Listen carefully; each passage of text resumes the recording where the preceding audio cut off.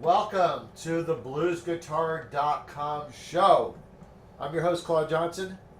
With me, as always, Mr. Silvio. Hello, everyone.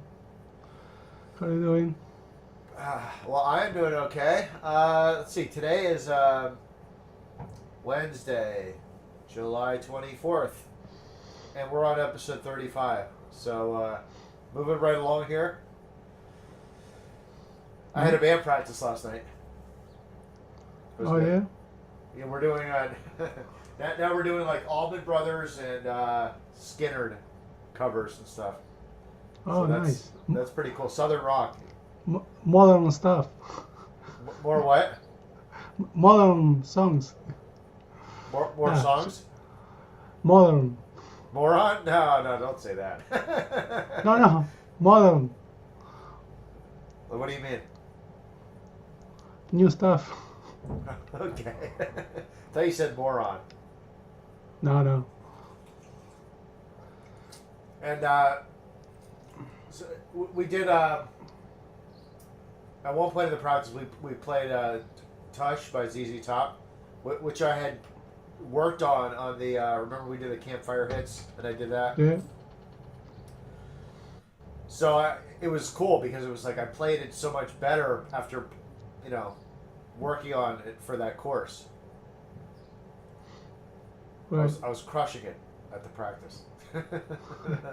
I tell you, like doing those YouTube covers, like really helps improve. It helps your playing, Yeah. Right.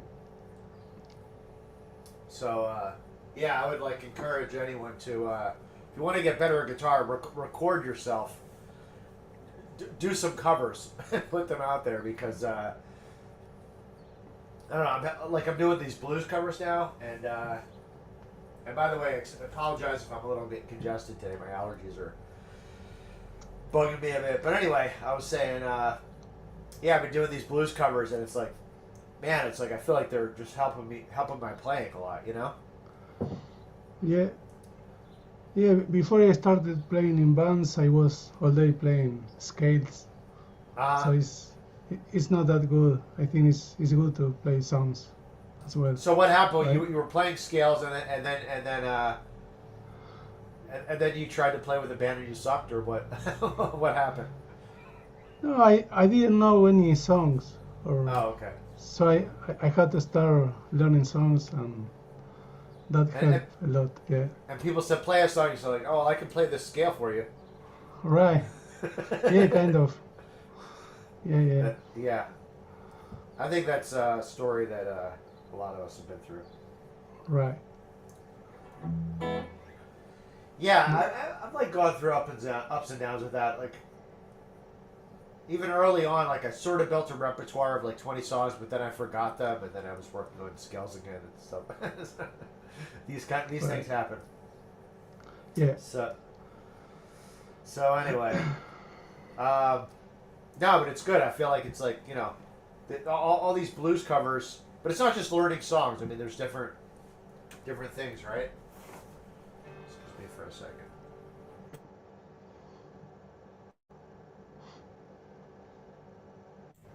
There's like learning songs, and then there's like performing them. You know what I mean? And then there's like performing them at a pro level.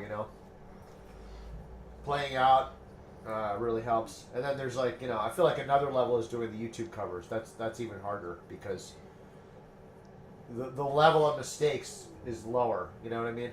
Right. Like if you do a mistake at a band practice or even at a show, it's not a big deal. But it's like if you do a mistake on a YouTube cover, it's gonna be there forever, and it's like you don't. I mean, at least for me, like I don't want any mistakes on my covers. So it's like you got to play through the whole song perfectly almost. So that it's tough, Yeah. Also, if you don't have a band you have to play all the arrangement for yourself. Right. So when you have another bandmates, you can play less, right? More stuff. Right. So I feel like doing all these like blues covers is making me a lot tighter, a lot better. And it's just like, and then you go to play with the band, and it's like so easy because there's drums and everything. So Right. Yeah. so that's why I'm a big fan of playing just solo guitar. Not because you want to play in that format necessarily forever, but just because it just makes you so much better. So, Right. Yeah. Yeah. anyway, I thought I could do a little review today. I was looking through my little notebook here. I also want to talk about some rhythm stuff that I've been working on. But so one thing, let me see. I'm just turning back some pages. I feel like I've gotten away from the arpeggio stuff that we used to talk about arpeggios all the time. Yeah. And some of these things you don't plan to like switch what you're practicing. It's just you get into something else. You know what I mean? And pardon me while I'm just flipping through here. But yeah, it was. I started getting into like just rhythms and stuff because of the blues covers and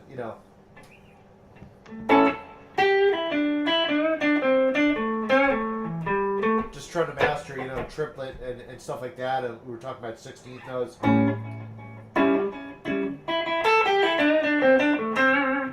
So I started getting really into rhythms lately.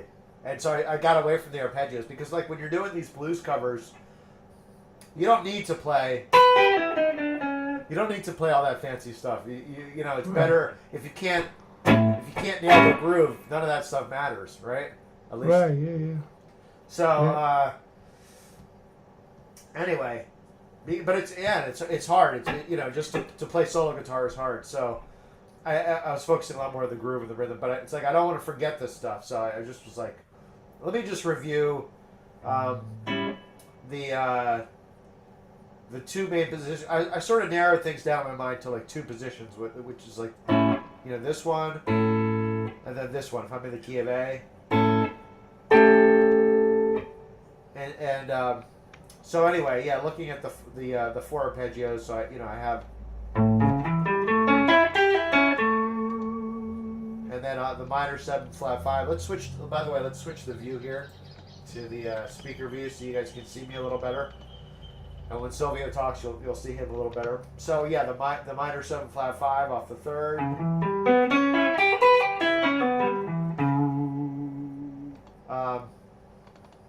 And then minor 7 off the fifth. And then the major 7th off the 7th.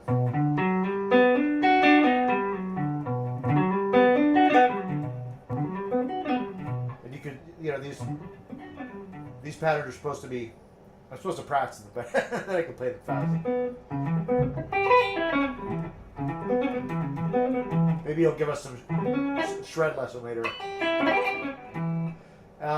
Anyway, and then in this position, of course, I have this one. That's my main dominant 7th, and then I can just go down a string. And here's my minor 7. Whoop. A little bit of a weird stretch backwards here. And then I just change this one note. I get the minor 7 flat 5 off the third. And then I can play my major 7 here. So anyway, that's yeah, and I noticed it's the same. It's actually the same sort of pattern. Like if I do this, it's the same as in this position here.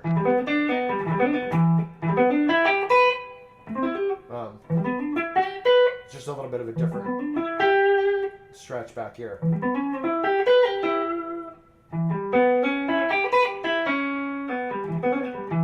So, yeah, those are just good to review. Any comments, Silvio? Nice. Yeah, there are a lot of ways to play those arpeggios, right? But yeah, those are good. Yeah, good ones. Yeah. So anyway, yeah. Let me just see what else I can review here. So one of the other things was this. Let me see here. Just arpeggios off like the different degrees, which sort of relates to what I just said. So I'll just take 1 degree, the 5th degree. I have this, the minor 7. It's the same exact one actually. Whoop. And then working off the same degree, I just lower this 1 note. Is my minor 7. But then I can also get the 1 from here.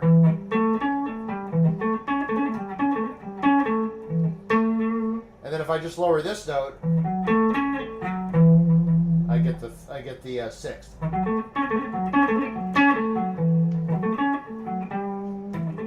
So anyway, that's just some review for myself mostly. Oh, and then there was this lesson, which was that this 1-3-4 bass line with 100 licks. Remember that one?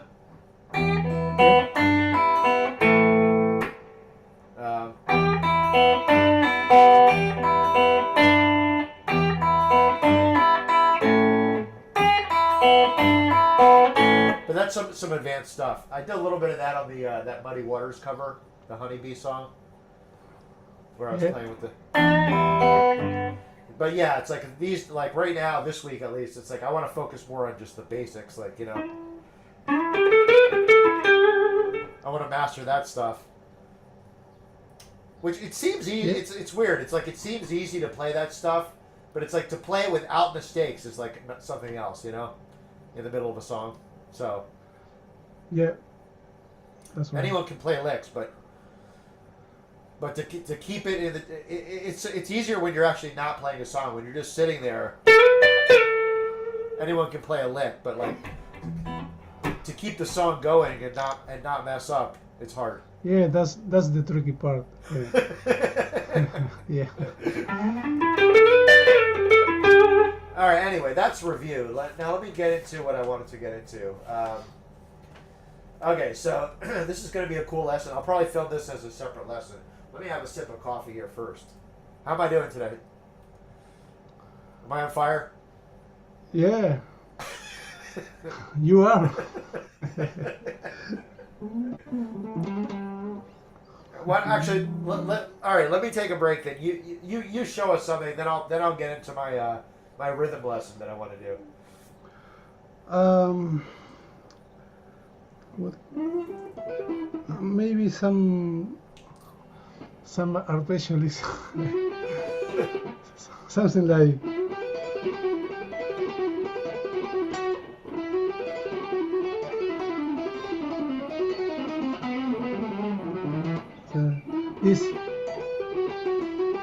This is E minor arpeggio with 9.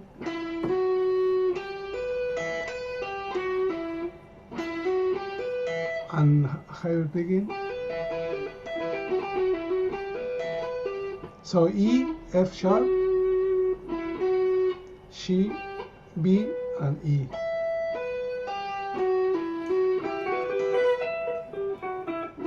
Yeah, but the C I'm playing here on the 2nd string. So it's Sorry. E. Yeah. Okay. Yeah, that's it.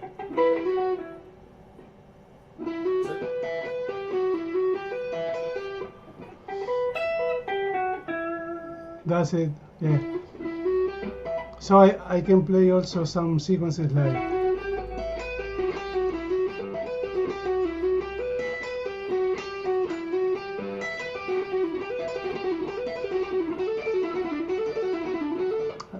That's cool. That sounds really good, man. Yeah. So it is the same pattern, but you move down here and here. So, are you staying within the E minor scale? Yeah. So I'm playing E minor, then D major, and C and E and B. 7 here. So.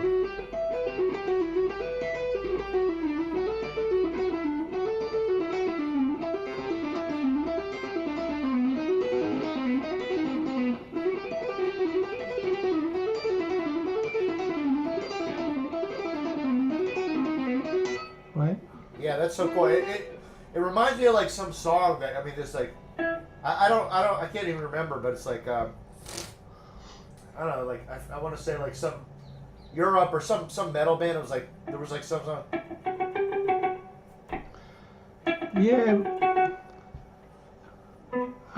Yeah, that could be something from Iron Maiden, maybe. No. Yeah, something, one of those bands, but it's like, yeah. So what is that? Just a minor 9 sound, basically? Yeah, minor 9, right? Yeah. And then a minor. Yeah. There's some song that has that riff. Yeah. It sounds kind of Spanish also, right? A little bit, yeah. But this, because of this progression, I guess. So that.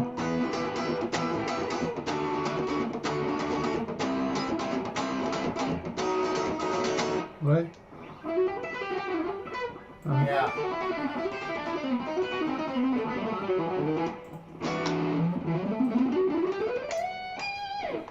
So that's cool. So you go from E minor 9 and then. And then D9 also. Is that sort of unusual where you start and you just go up one step? Like. Or not really? I don't know. Maybe it's. Yeah. So anyway, you do that. Yeah. And then move to D.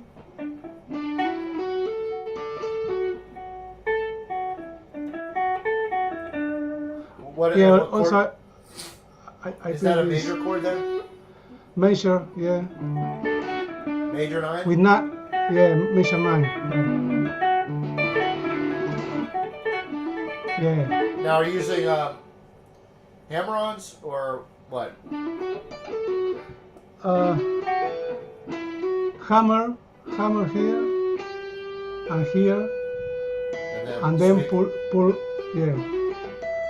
Actually, I'm playing with heavy picking, Oh, okay. and then pull off here.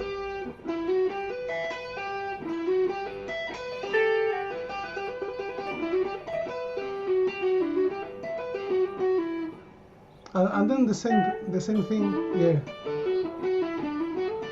And then So hold on, go back to C. the so go back to the E. So hybrid pick, and then how do you get this one? You upstroke? Yeah. downstroke, Oh. and pull off. Yeah. Very cool. Yeah.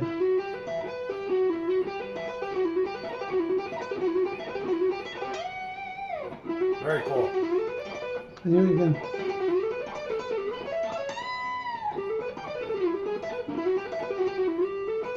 You can do the same pattern with pentatonic, like.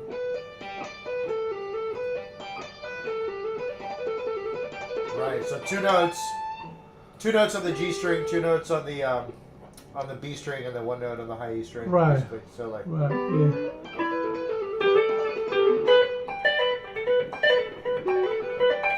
Cool. Yeah. Yeah.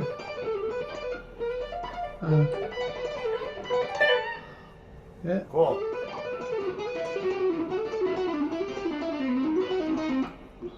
Yeah. Cool, man. Yeah, that's awesome. Yeah. Basics. Well, I like the stuff that you teach. It's like licks you can use right away. You know, so a lot. I feel like a lot of the stuff that I'm showing is like, it's I don't know, it's not as useful maybe, or it's like different. You know. Right, it's different. Like those weird chord shapes, arpeggio shapes you were teaching. Yeah. Maybe they are not so useful, right? Right. But Well, they yeah. are good to know the fretboard. Well, I sort of have like a vision of just getting a better mastery over the Mixolydian everywhere. So Right. it's like some of the stuff that I work on, it's like it's not immediately useful, but then it does become useful later on. Like when I Right. started looking at like the Mixolydian like um, shapes and stuff, now I can use them in like blues riffs, or even let's see.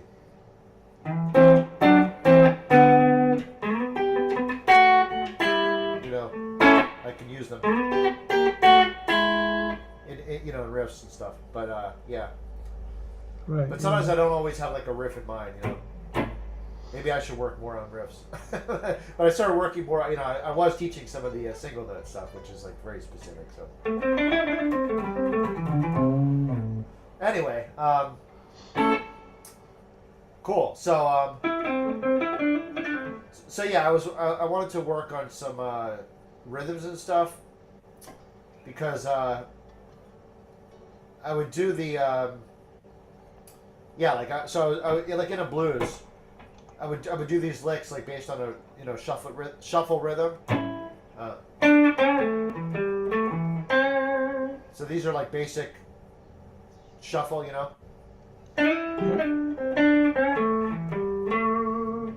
then you could change it to like a triplet.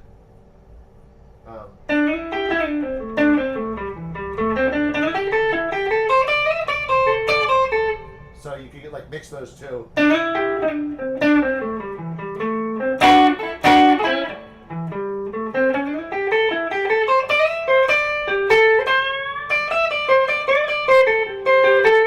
Right?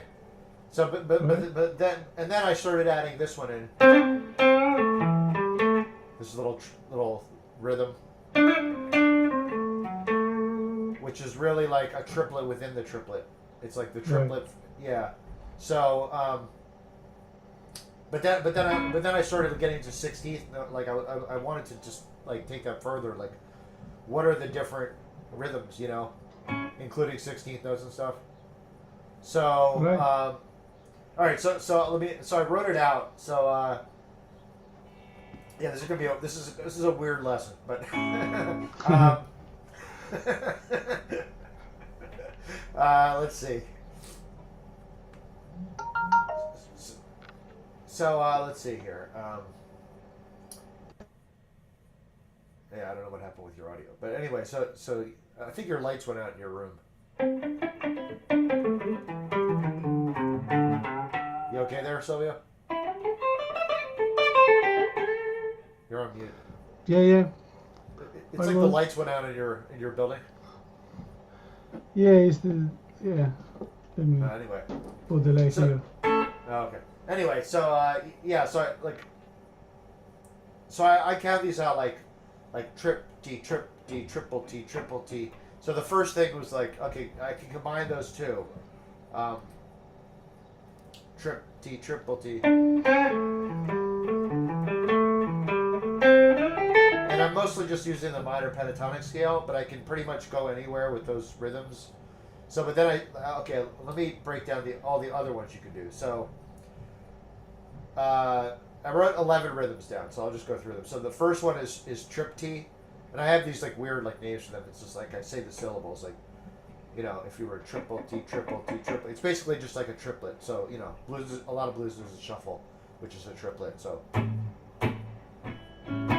triple T, triple T, triple T, triple T, and then when you tie the first together, that's trip T, trip T, trip. So those are the first two.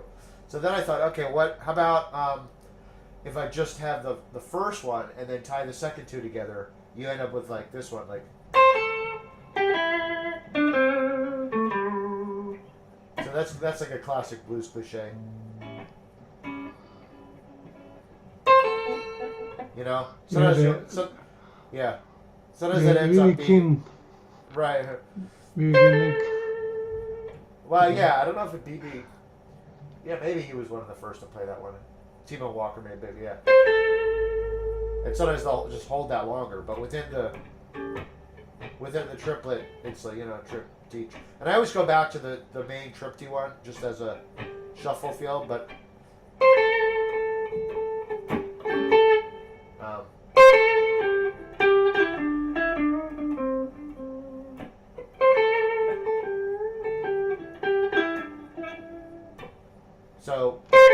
could go from the minor third to the root, but you could do it like with any. That's kind of a cool thing about the 2-string patterns. You know, you could use any of them.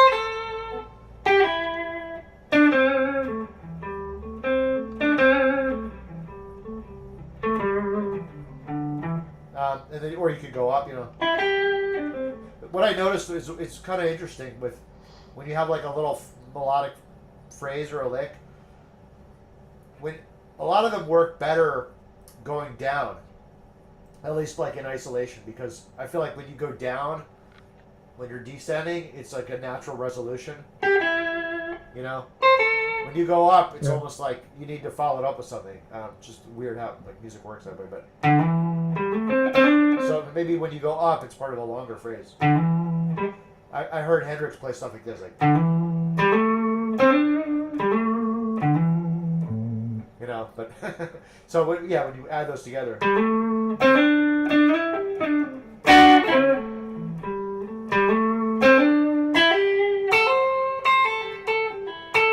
and I'm always trying to relate that back to like the triplet, trip D trip D. There's a nice lick or a groove.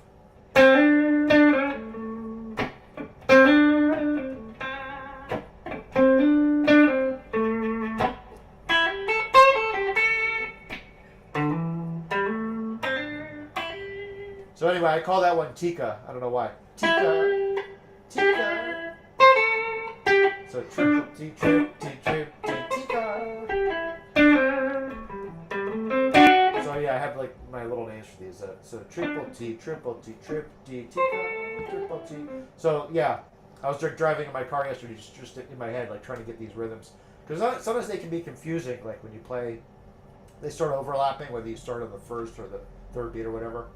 All right. Anyway, let me go through the rest of these. This will help me when I do a separate YouTube. I'll like find a better way to explain it. All right. So now we get into the 16th notes. So I did some of these like. So you divide the third beat into 2 notes. I call it like triple T. So I call that like a diggy.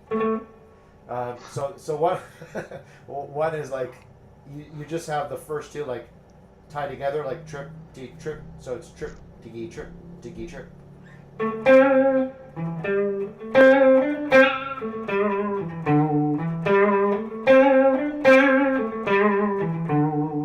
So I call that trip diggy.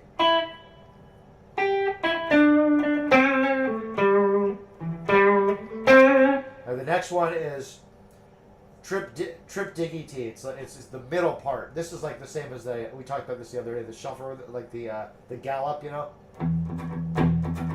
But you could do that in the blues. Like it's weird. Like sometimes like the rhythms don't make sense to you until you find a lick where they make sense. You know.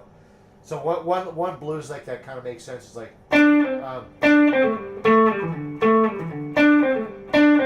Again with the down, you know, descending.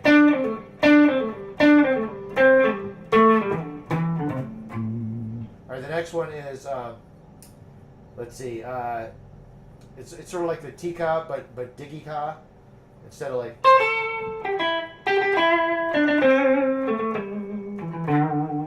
Okay, then the next one is the triple Diggy. So it's like the last beat. It's all triplets, but the last one's divided.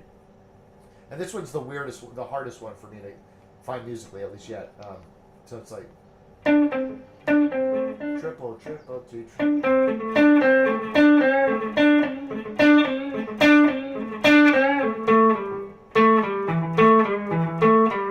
All right. The next one is now it gets a little easier. Now we start getting more 16th notes. So like trip diggy diggy, and this one's hard to do technically because at least if you're switching strings. Let's see. For some reason, some of my picks have snags on them from playing so much and it catches on the string. Switch picks here. Let's see.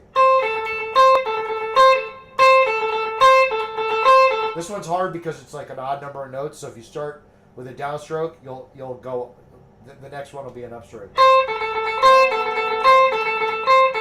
And then that makes it hard when you switch strings. But again, I would try to combine that with the.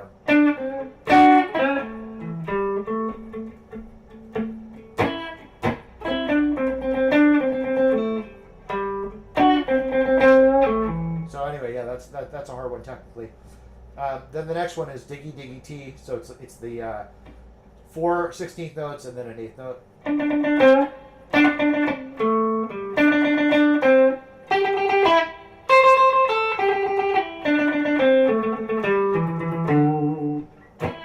Yeah, so I still need to work on working those in.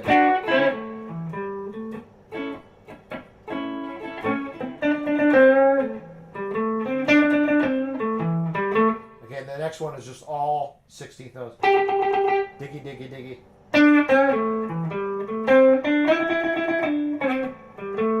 And then the last one is the, which I just call Scooby-Doo.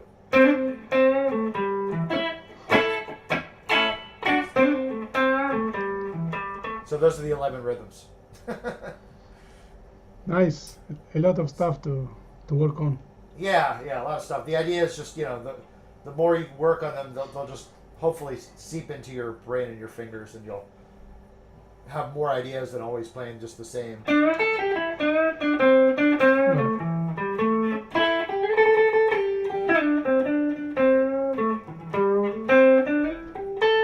It hasn't seeped in yet, but yeah, we'll get there.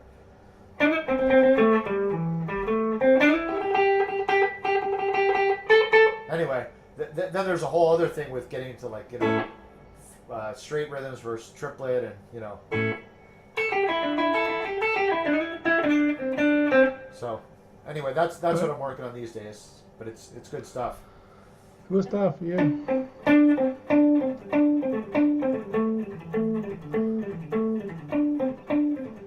Yeah, a lot of stuff to combine. You can combine all those and have a good practice. Yeah. The point is to make it natural, right? I mean, it's natural for me to do the basic ones. But even this, that one's starting to be more natural too. Even though I had heard that lick a lot, I didn't really work it into the. So I'm starting to work that one, and then just with the 16th notes, I think the easiest place is the third, as a lead in.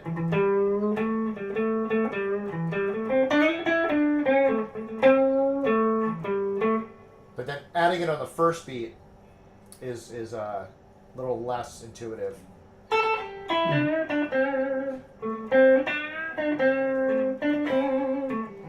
But there, I just did it. So yeah, hopefully it'll be good.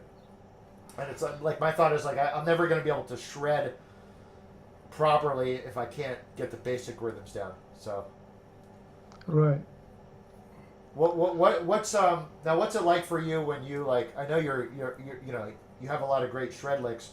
When you're playing a song with the band, are you able to work those into an improvised solo? Yeah, I have room for soloing a lot. Yeah, and if the song don't have a solo, I add a solo in the song. Right. I guess my question was more about when you're improvising a solo, are you able to add in your shred licks pretty easily? It will depend on the song. If it's a slow song or something more in the pop style, I won't shred much. It depends on the song for sure. Right. Yeah. I always try to play for the song, not to show off stuff. Right? Yeah. Yeah. Yeah, it's not like when you are practicing at home, right? So you need to play for the song. Right. Yeah. Yeah, of course. But I mean, when I think it's hard sometimes to work in some ideas. If I could be playing, something as simple as this at home. But it's how do you work that into if a song is in A minor?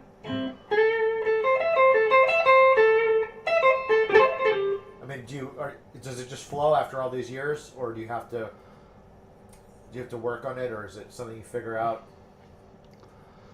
I don't know. I mean, I try to incorporate those things, but not in a shredded way. Like for example, I won't play, so you play maybe.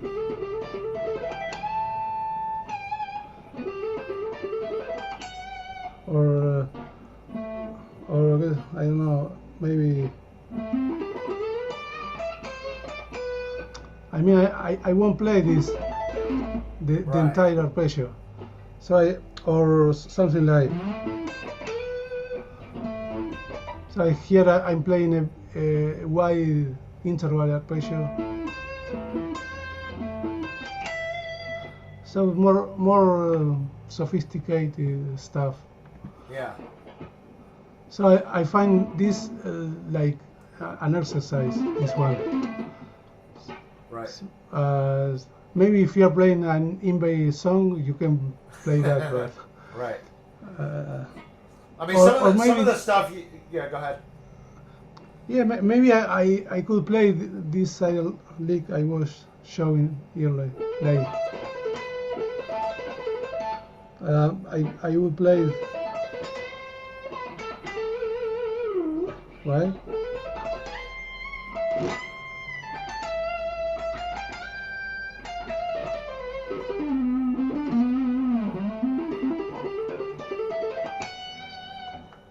Yeah. I know. Yeah, I feel like some of the picking stuff that you had taught me some years ago was, just the basic, I was able to work that into some songs we were playing. Forget who wrote it. It's called The Middle. But yeah, it was the solo was like in D, and it was just